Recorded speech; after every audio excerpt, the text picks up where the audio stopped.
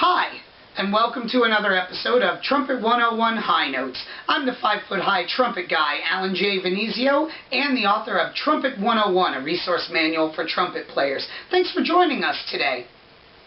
Today's episode is going to be about taps, that famous bugle call that's played at military funerals, Veterans Day ceremonies, wreath-laying ceremonies, and other military-type ceremonies. Taps has a very controversial and clouded history, but has been used since the late 1800s to close down military bases for the day, as well as to signal an end of a military life. We, as trumpet players, when we're asked to play taps, it is an honor for us to do so. We should always consider it that. And we should always play taps with that kind of reverence, because each military veteran is due that respect for having served our country and for having made sacrifices so that you and I can be free every day. The first thing I'd like to talk about before I discuss the actual performance aspect of taps, I'd like to talk about the rhythm of taps itself, of the bugle call.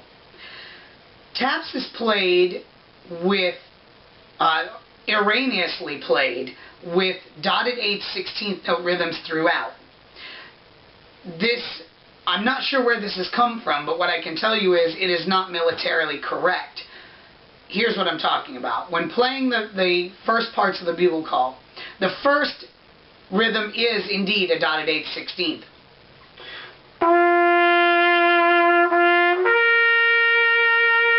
That's correct. The next one is also a dotted 8th, 16th. That's correct. It's the next series of volleys that's played incorrectly by many of us, where we play,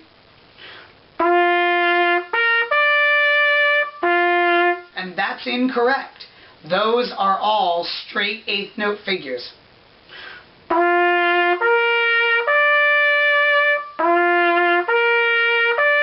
Okay?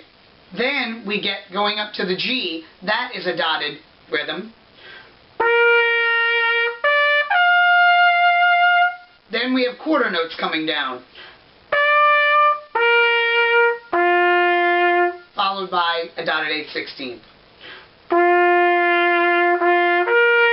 And we want to make sure that we're playing, whenever we do this, that we're playing it in proper military fashion. That's really important, because military veterans have obviously heard this thing many times, and out of respect for them and for what we're doing, we want to perform it properly each and every time we play. In the book Trumpet 101, a resource manual for trumpet players, there's a whole 2-page spread about taps, and it has the music written out there for you so you can actually visualize it and practice it exactly how it's supposed to go. In the book, I talk about some experiences that I've had with taps, 2 of which are very special to me. One was I played an echo taps with my brother Jim at my grandfather's funeral in 1995, and then later on after that I was asked to play at the funeral for a family friend who was killed over in Iraq. Both of these extremely emotional times. It is important for us to embrace the emotion that comes with playing taps, but it's also important for us to maintain our composure, as it is our job to make that emotion happen for everybody else, and we have to stay composed. The book also talks about the funeral of President John F. Kennedy, where Sergeant Keith Clark performed taps, and that Sergeant Clark missed the 6th note of the bugle call, which is that first E that happens. And Sergeant Clark has an interview on tapsbugler.com where he talks about that note and the emotions that were going on that day. And you can imagine, at the largest audience ever to hear a single performance of taps, you could imagine what that young man must have been going through that day there in Arlington National Cemetery on 22nd November 1963. 25 November, I'm sorry, of 1963, after Kennedy was killed on the 22nd. So at any rate, I would like to go ahead and play the bugle call taps in its entirety in the proper military fashion.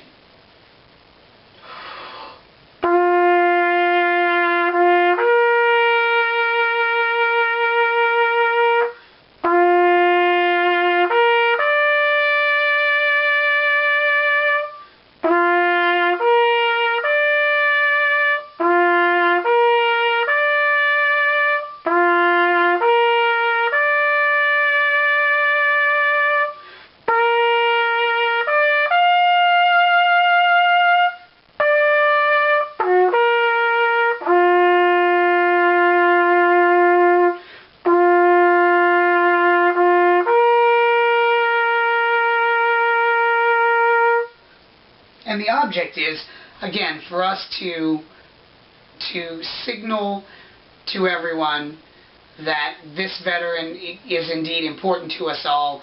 We want them to know that all veterans are important to us as Americans, that we appreciate their sacrifice to our country and all that they've done for us. And taps is America's goodbye to that veteran life. Well, that brings us to the end of yet another episode of Trumpet 101 High Notes. I hope you've enjoyed this discussion about taps. Our next episode, episode 4, will be about piccolo trumpet basics. I'll talk a little bit about the piccolo trumpet, how it's used, do a little piccolo trumpet playing demonstration, and hopefully those of you that have never played piccolo trumpet will gain a little bit of an insight as to what the instrument's used for, and those of you that have, maybe you'll pick up a tip or two that'll help you the next time you have to play piccolo trumpet. In the meantime, thanks once again for joining us. I am Alan J. Venezio, the 5-foot high trumpet guy, and until next time, I hope all of your notes are good ones. Have a great day, everyone.